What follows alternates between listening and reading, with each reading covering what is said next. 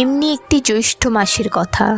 1966 সন 27শে মে শ্রী শ্রী ঠাকুর বাংলায় নবনির্মিত সুইমিং পুলে স্নান করলেন। জগৎজননী শ্রী শ্রী বড়মাও সেদিন উপস্থিত ছিলেন সেখানে, আর ছিল শত শত আশ্রমের নরনারীগণ। শঙ্খধ্বনি উলুধ্বনিতে প্রাঙ্গণ মুখরিত হয়ে উঠেছিল। সে অনেক দিন আগের কথা। শ্রী শ্রী বরদা সেবার সোদপুরের বাড়িতে বাস করছিলেন। পূজনীয় কাজলদা সাঁতার শিখতে চাইলেন।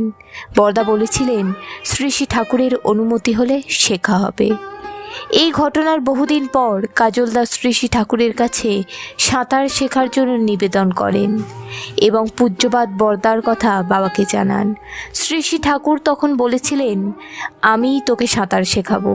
শ্রী শ্রী ঠাকুরের ইচ্ছা পূরণের জন্য পূজ্যপাদ বরদা ঠাকুর বাংলায় সুইমিং পুল তৈরি করলেন এবং কনিষ্ঠ ভাতাকে সাঁতার শেখাতে লাগলেন। শ্রী শ্রী ঠাকুর ও শ্রী শ্রী বড়মা ট্রলিতে করে গেলেন সাঁতার শেখানো দেখতে।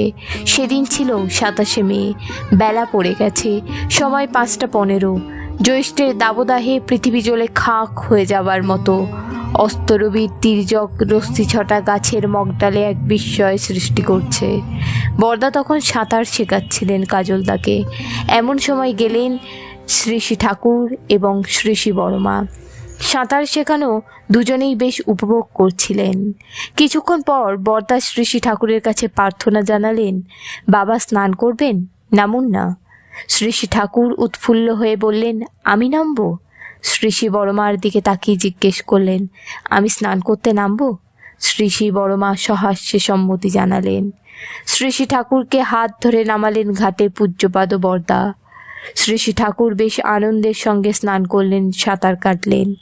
তারপর 6:20 ফিরে এলেন পার্লারে।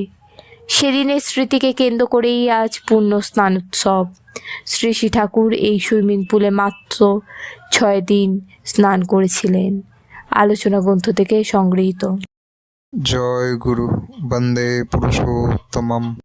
ঠাকুর সম্পর্কিত আরও ইষ্ট প্রসঙ্গ শোনার জন্য এই চ্যানেলটিকে অবশ্যই সাবস্ক্রাইব করে রাখুন।